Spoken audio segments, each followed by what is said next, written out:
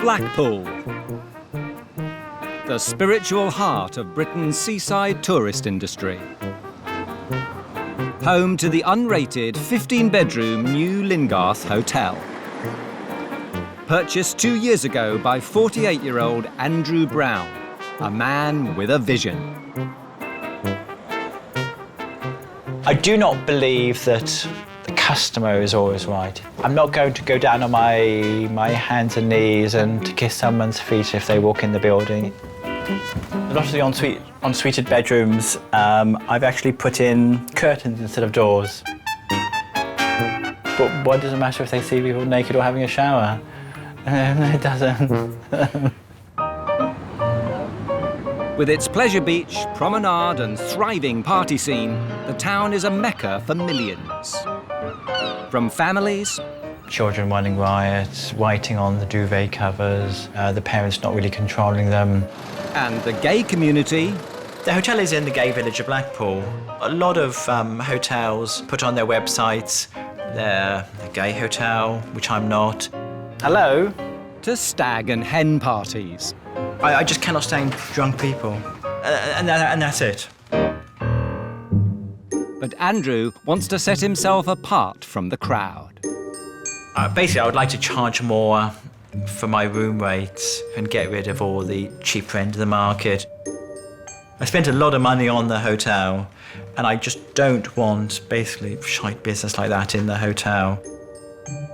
Since taking over, Andrew has sunk more than £250,000 into his hotel, refurbishing it to his very own design. This hotel is an extension of me.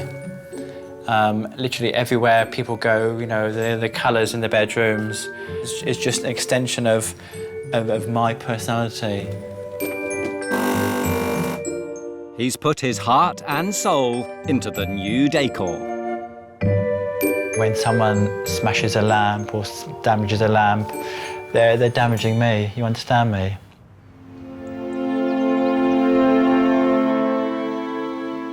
However, faced with stiff competition, zero profits and a fluctuating occupancy rate, Andrew's been forced to take on the roles of cleaner, decorator, chef and front-of-house manager. But to little avail. My occupancy last night was 10%. I've never taken a wage out of the hotel. If I carried on the way I'm going, I would say I'm looking at about another year. Wrong number. Now he's called on the hotel inspector. Alex Polizzi has run some of the most exclusive establishments in the world. Andrew is hoping she can help him turn the new Lingarth into a proper seaside attraction.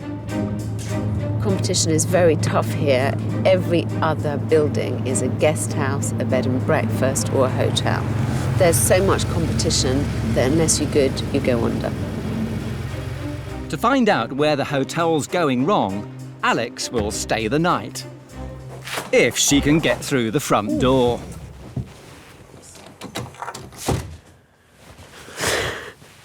Andrew! Andrew, hello. Hi. Hello. Nice to meet you. Welcome to Lingarth. Polizzi, Welcome to hello. Blackpool. Thank you very much. I'll just get your key, just hold on a Thank minute. you very much. And I'll show you to your room. Did you want any help with your bag? I'd really appreciate it. Thank you very much. That's right, just like to follow me. Thanks. The hotel's 15 rooms are priced between £40 and £50 a night. Most doubles enjoy an ensuite, while guests in single rooms have to share loos and showers. And for his special guest, Andrew's chosen room 6. Number 6, this is your room here. Thank you. That's it. Is this a double? Yes, it is, double. It's got its own little bathroom to it, an ensuite bathroom to it there. Thank you very fine. much. So what I'd like to do Yes. is, once I've looked around here, I'd like to be able to go and have a look in a few of the other rooms. All the rooms are open. OK, thank you. So you can just wander around, do whatever you want to do. I'll see you later on. All right, bye, Dom. But for the hotel inspector, it seems, size matters. This is the smallest double. I have ever been in. I mean, this is obviously something he's made a bit of an effort with, which I really admire and I appreciate. I'm just slightly stunned at the size. How on earth would you sleep in a bed this size with someone else? I mean, I can imagine spending a pleasurable hour or two with someone else on it, but once that time has passed, it's just too small. Things I'm proud of is the layout in the rooms, majority of the furniture, majority of the fixtures and fittings in the bedroom, in the whole hotel. I really don't like this curtain trailing on the carpet. I mean, I understand that it might be quite nice in high-class establishments, but in a room this size, it's just ridiculous. Andrew's passion for soft furnishings isn't limited to the windows. I suppose this is one of Andrew's artistic touches. I don't mind it, but I know quite a few couples who wouldn't be very comfortable going to the loo without a door in between them. And while Room 5's colour palette might turn on Superman, it's like kryptonite to the hotel inspector. God, what the hell am I supposed to do with this? Apart from the very basic mistake, which any idiot knows, which is that you don't put red and blue together. I mean, this looks like some 9-year-old boy's bedroom. Look at the finish on everything. I mean, it's obvious that Andrew's done most of this work himself and that he didn't really know how to do it. The building, from the rooms on the top floor down to here, have got my character in it. And my passion, and my hard work, and my blood, and my sweat, and everything else. But there may be too much blood and sweat at the new lingarth for Alex's liking. Look at the state of these mattresses. I'll have to check my bed before I sleep tonight. On a scale of 100%, I would say the hotel's about 80% clean.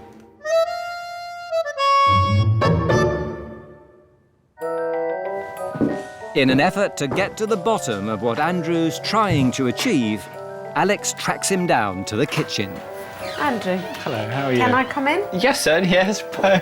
You've been my guest. I wanted to ask you, what was your idea when you started here? My original design for the hotel was to have no signs outside. So like a but just private members club. Yeah, something kind of that's... thing. And people would only come here if they've seen me on certain websites. There's a huge shite end of the market, which I don't want to do. I want to get a better class of customer in who is willing to pay just that bit extra. OK.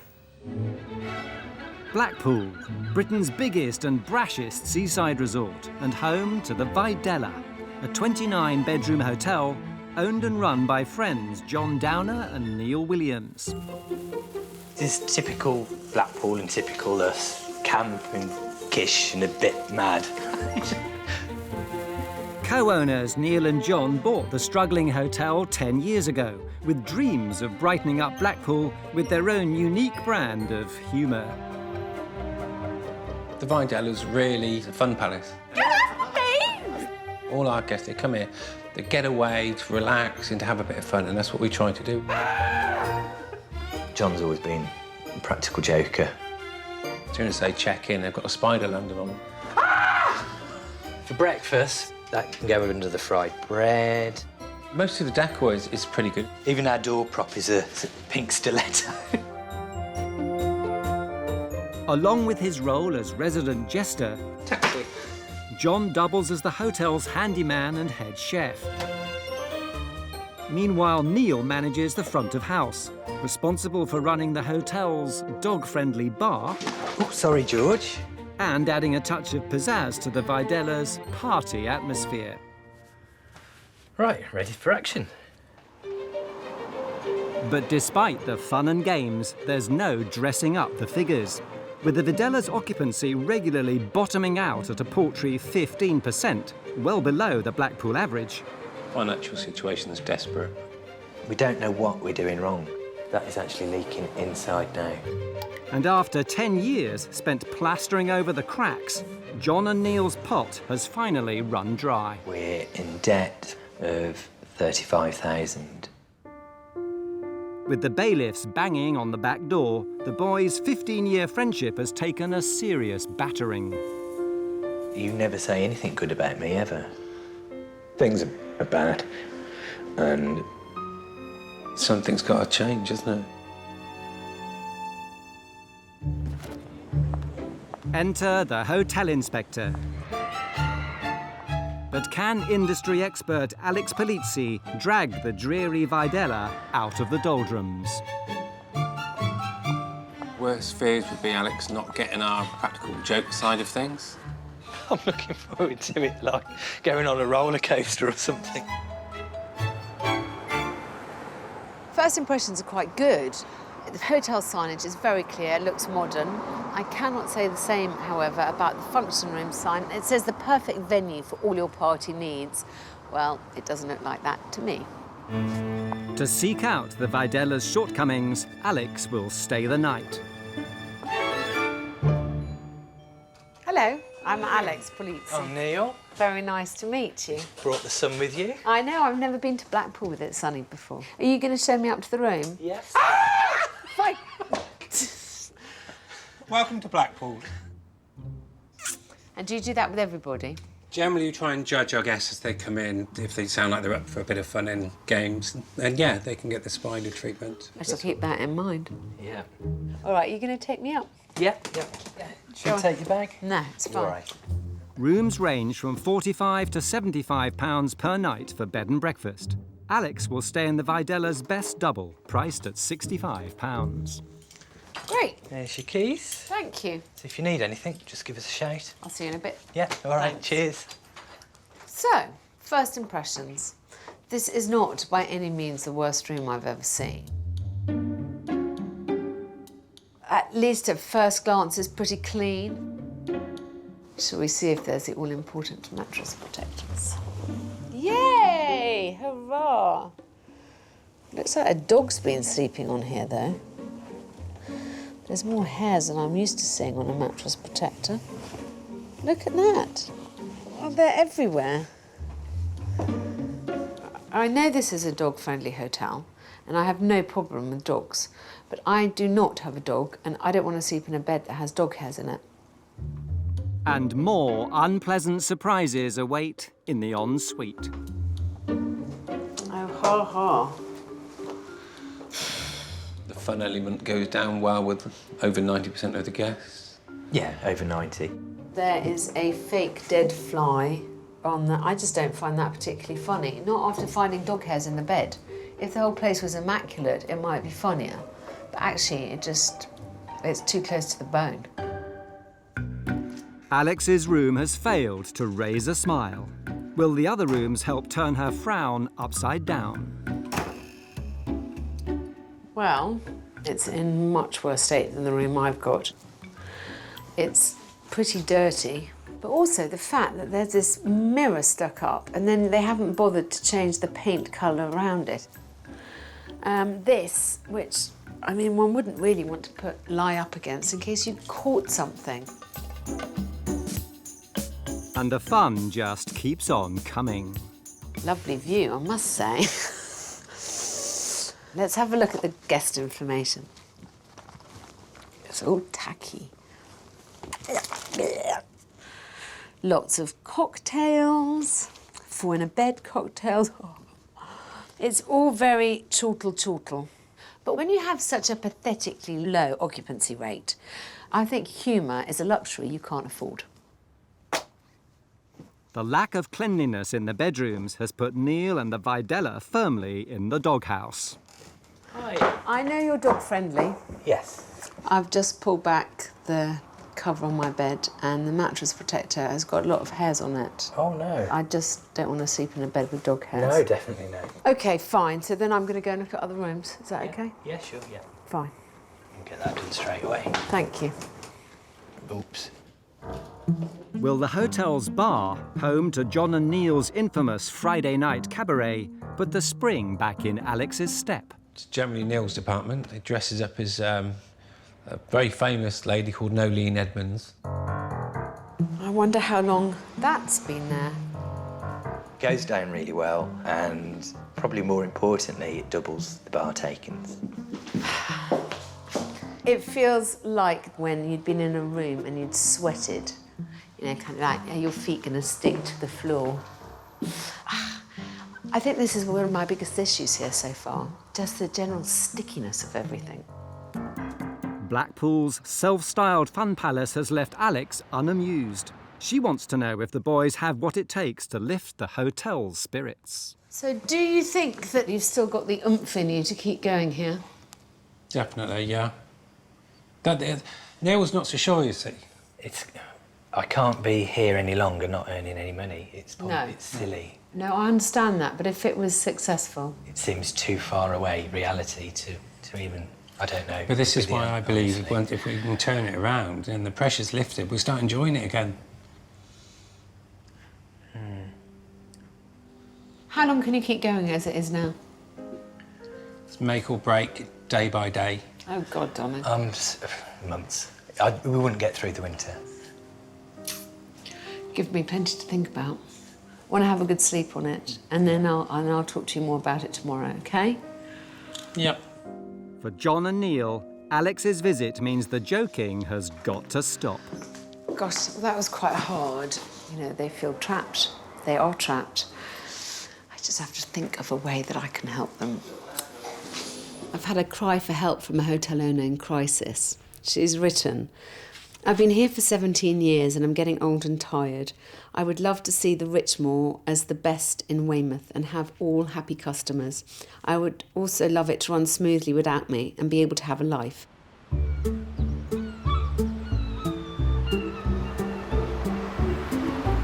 The Richmore is a 27-bedroom hotel on the seafront of Weymouth in Dorset. We'll do the circus one first, shall we? Owned and managed by Lorraine Godwin. So, for the circus room, we have a canopy over the bed. We have the little clowns scattered round the place. This is the normal type. We have writing on a lot of the walls, and that's proved quite popular, and a lot of the guests have liked that. 17 years ago, Lorraine was in the market for a new home, one big enough for her 7 children. Whilst we were looking for a bigger house to move to, we found in an auction brochure a hotel for sale. Had no experience. The children dip in and out of the hotel trade. At the moment, there are 4 sons on the payroll.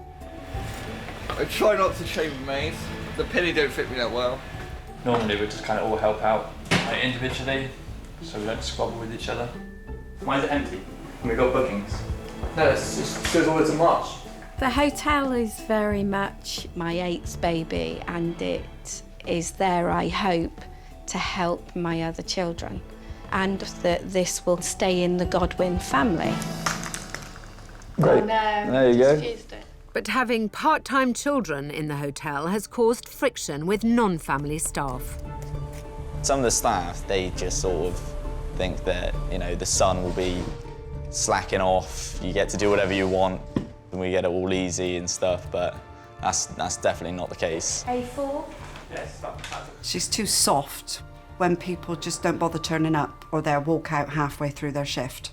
They'll give her a sad story and she'll listen to it and give them an inch and they'll take a mile. It's our mum, so she'll never truly get rid of us. At the end of the day, you're trying to keep everybody happy. I think they should be focused on their job instead of daydreaming about their next Facebook status or whatever bullshit. Head chef John is so frustrated by the family dynamic, he's walked off the job several times. Working with a big family is probably one of the issues, yeah, because they come and go when it pleases them. No, you promised me yesterday I'll be there tomorrow morning. Oh. 17 years in, Lorraine is at her wit's end and the business is feeling the strain. For the first time a few years ago, 2 or 3 years ago, I started to worry about surviving. It is difficult. And at 54, I want to get a life. I'm completely exhausted at the moment, and I'd love to step back. It's obvious that Lorraine is mixing being a mother with being a manager, so I'm arriving with a plan. Thank you very much. I want to manage the place for myself. Hello. Pleasure. Lovely to meet you. Lovely to meet you too. So, don't start crying on me already. I've not said 2 words to you yet. I know you're knackered, and I know there's problems here and that the staff are a bit at each other's throats. If a hotel manager is doing their job properly, then every other member of staff should understand their roles and responsibilities.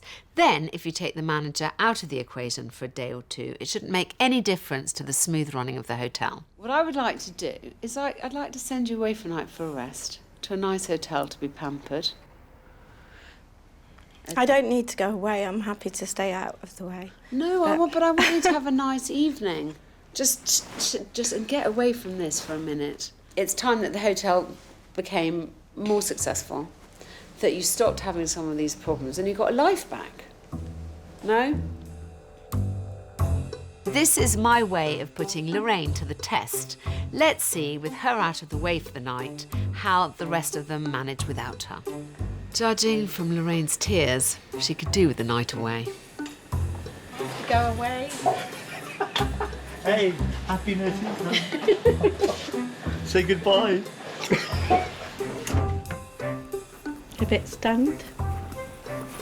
The worst discovery she'll make is that I'm not the best boss in the world.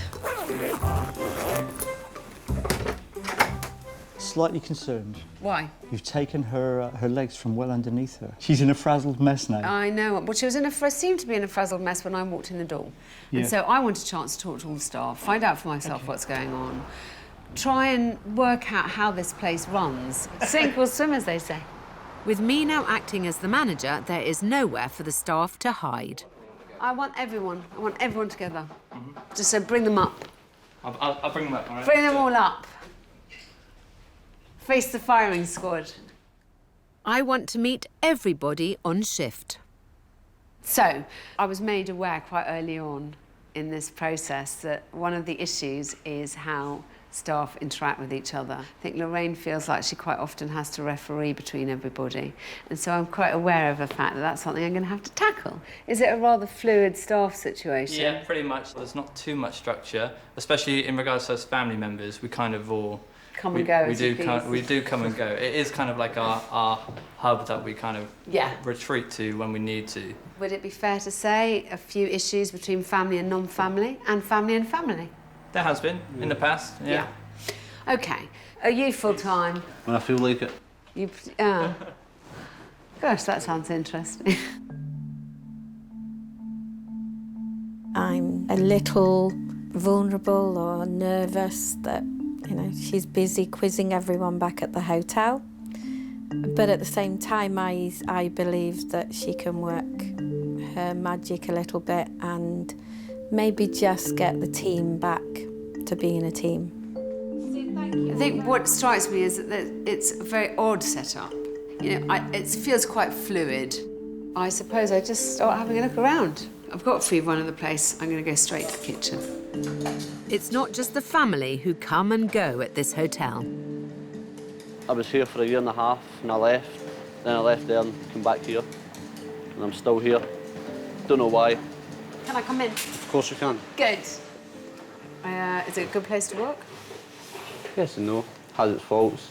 What's the yes and what's the no? Where do I start? I just think there's too much shit that goes with the job. I think mainly because it's a family business. I think that's one of the issues. Most small hotels are family businesses. Yeah, I know, but the way I look at it, from a chef's point of view, if kids walk in that door and they're on a rota, they're here as employees, not here as kids. Yeah. They're paid employees. Yeah. I would Same tend to agree same with way you. any member of staff that walks in that door, they're here to do a job. Tom, do you two get on? Sometimes. when he listens. Yeah, he doesn't mind us one at a time, but all at once. He doesn't like it. I don't mind. I don't mind who's here or whatever. As long as they do their job. Instead of putting videos on Facebook in working time, taking selfies, highlighting it, working hard. I've barely got through the door and the tension is palpable. What the hell am I doing here? I mean, I've been pitched into a witch's cauldron of family anxiety and complicated dynamics. I feel like this is one that I should have just gently said no to.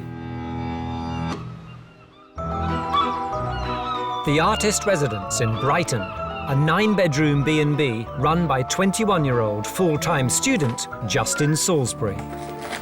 Hello, Artist Residence. The Seaside Hotel was bought by Justin's mother, who planned to run it herself. But a serious accident left her incapacitated and the business in trouble.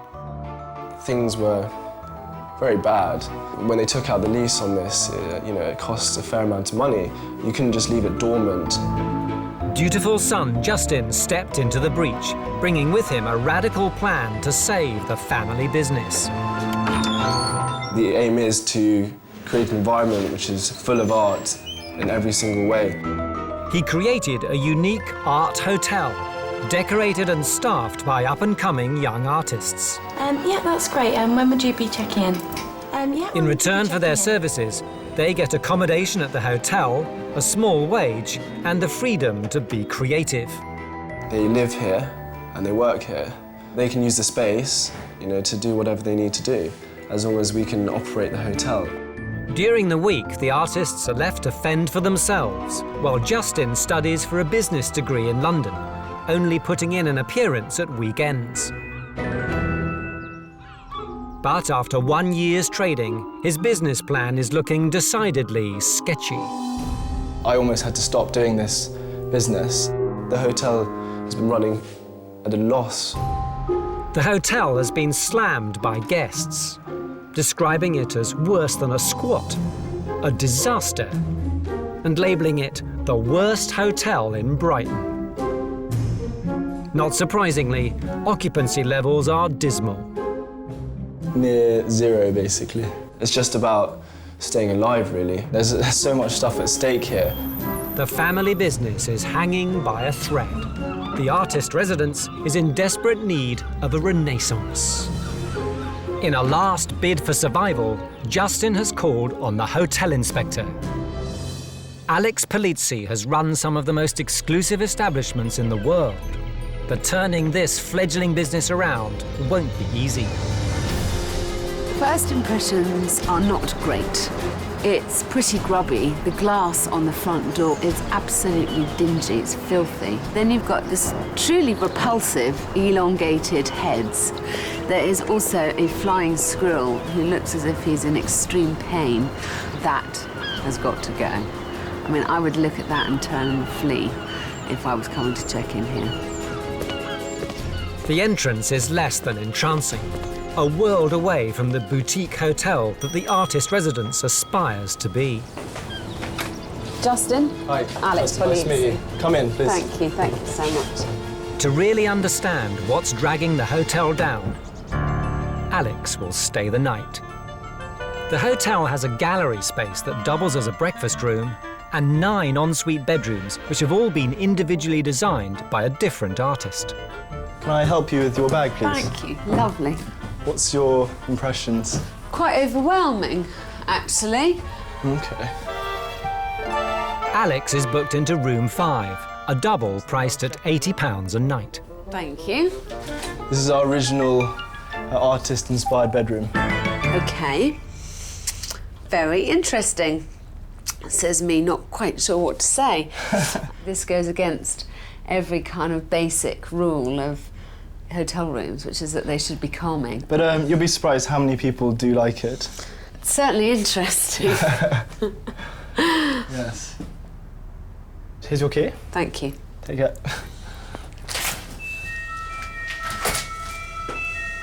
Actually, the art has very little to do about why I find the room unacceptable. The furniture has nothing to do with anything that's on the walls, and so there are these collection of disparate objects. I mean, who on earth thinks that this is a good idea with that on the walls? What on earth is that bottle with shells on doing on that chair? The curtains, floral curtains in this very modernist room, and these repulsive Egyptian cushions. I'm really struggling with this as an idea. The medley of junk and mismatched furniture is upstaging the art. As Alex probes deeper, she finds a similar story. These things just do not belong together, and that is what's upsetting. It feels that no one with any eye has actually made any effort to make it harmonious. The artist residence website promises a boutique hotel experience. But so far, Alex has found it's failed to live up to its billing. Well, this room looks half finished. It is, however, actually a letting room. Once again, you've got a completely inappropriate bedspread. Everywhere looks slightly dirty, slightly tacky. And look at that light. It's absolutely filthy. Well, if he was selling the rooms for 15 quid a night and so young teenage runaways could stay here, I'm sure they'd be perfectly happy. But that is not the market that he's appealing to. What else can I say? On your website, you mentioned the word boutique 3 times. That's not the impression I got. Certainly, as a hotelier, it would not be what I consider to be boutique. But I think if you ask the average person that goes to stay in a hotel once in a while, if you ask them the definition of boutique hotel, I think they would just think it's a hotel that's slightly different. No, they wouldn't. No? They would think it's an extremely top-end environment. People expect a certain level of cleanliness, hospitality, of course friendliness, but I think that you should not call yourself a boutique hotel because you're immediately disappointing people the moment that they walk through that front door. As the light drains from the brightened sky, so does Alex's confidence in Justin. Justin just isn't capable of doing this. He thinks he has this great, wonderful concept, but he hasn't been able to execute it properly. Don't even get me started on the boutique hotel tag. I don't think that people would even want to spend £20 a night to stay here. There is no guiding principle, and that is what every hotel needs.